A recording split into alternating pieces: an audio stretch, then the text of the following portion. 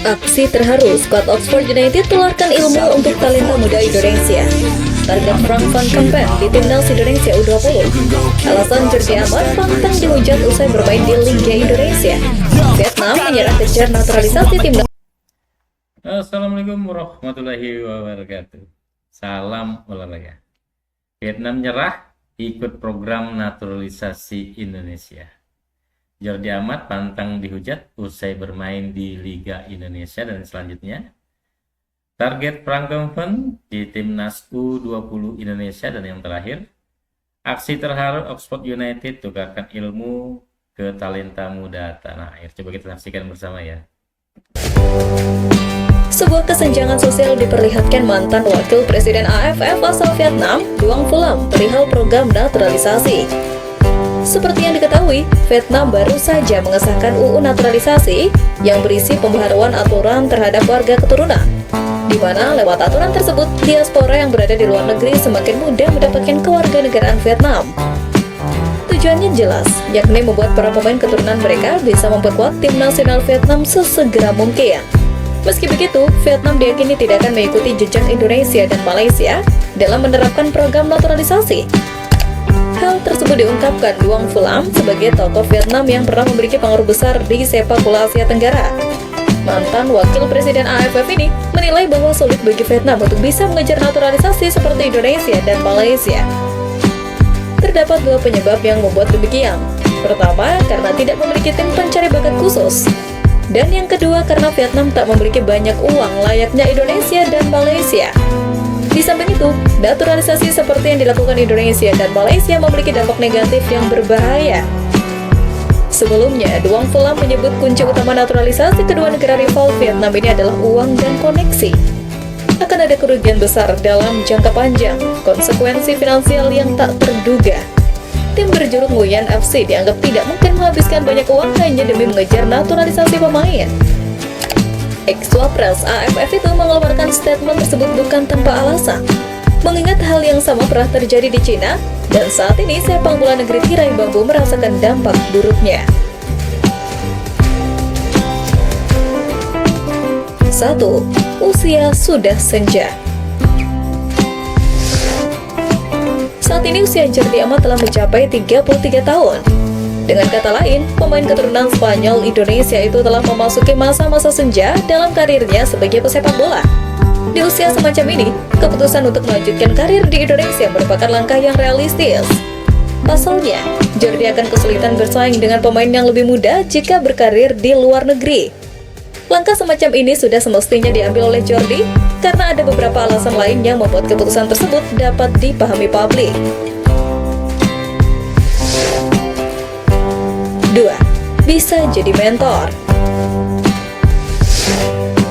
Dengan bergabungnya Jordi Amat menuju Persija Jakarta, maka dia bisa menjadi mentor bagi para pemain muda di Macan Kemayoran yang membutuhkan pengalaman dan bimbingannya sebagai senior.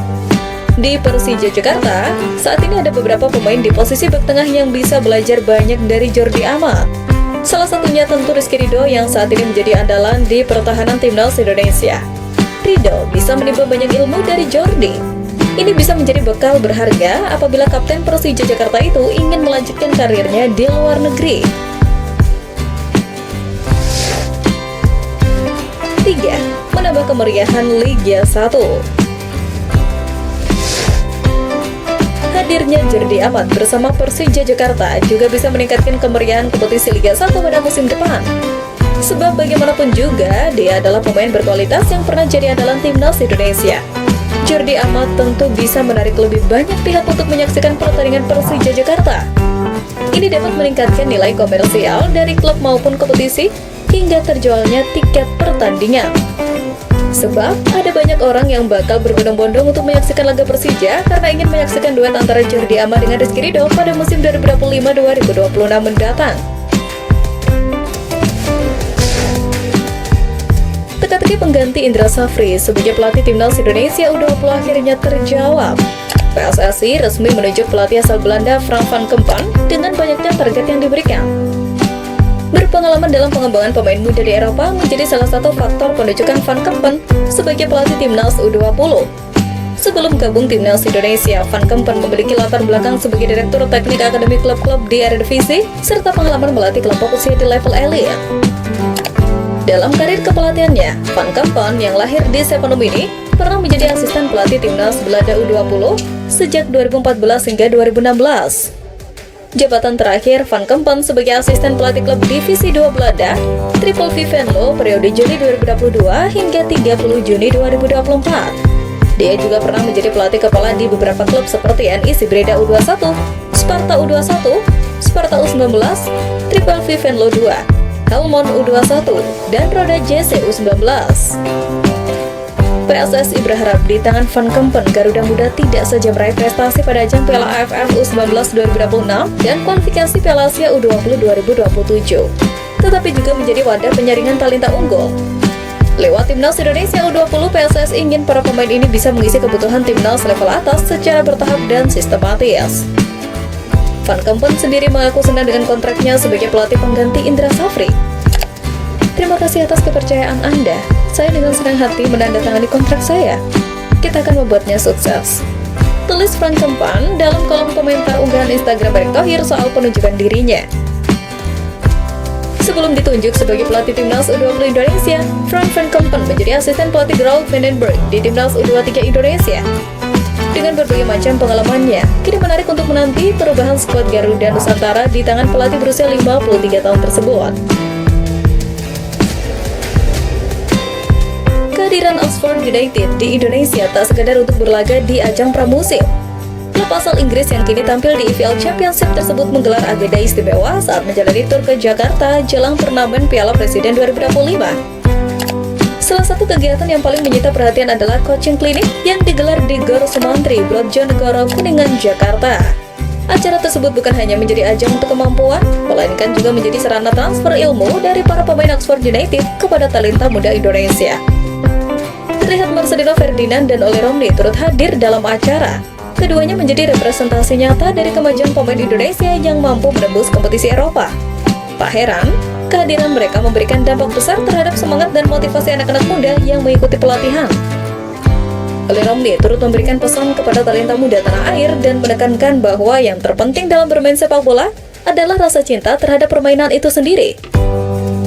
Sehat selalu, kalian tahu hanya bermain sepak bola, menikmatinya, dan saya rasa itu yang terpenting dalam sepak bola. Saya rasa itu alasan kalian bermain sepak bola, karena kalian menyukainya, jadi nikmati saja, ujarnya. Sementara itu, Marcelino Ferdinand menyambut baik kesempatan untuk berbagi pengalaman dengan generasi muda. Ia menilai kegiatan semacam ini bisa menjadi langkah awal membentuk pemain muda yang berkualitas di masa depan. Tak hanya fokus pada lapangan hijau, Oxford United juga menunjukkan kepedulian terhadap pengembangan sepak bola akar rumput di Indonesia. Dalam kesempatan yang sama, mereka juga mengunjungi beberapa panti asuhan dan memberikan sumbangan berupa alat-alat latihan. Chairman Oxford United, Grant Ferguson, menegaskan bahwa misi tur ke Indonesia bukan hanya soal pertandingan, tetapi juga soal memberikan dampak positif yang nyata.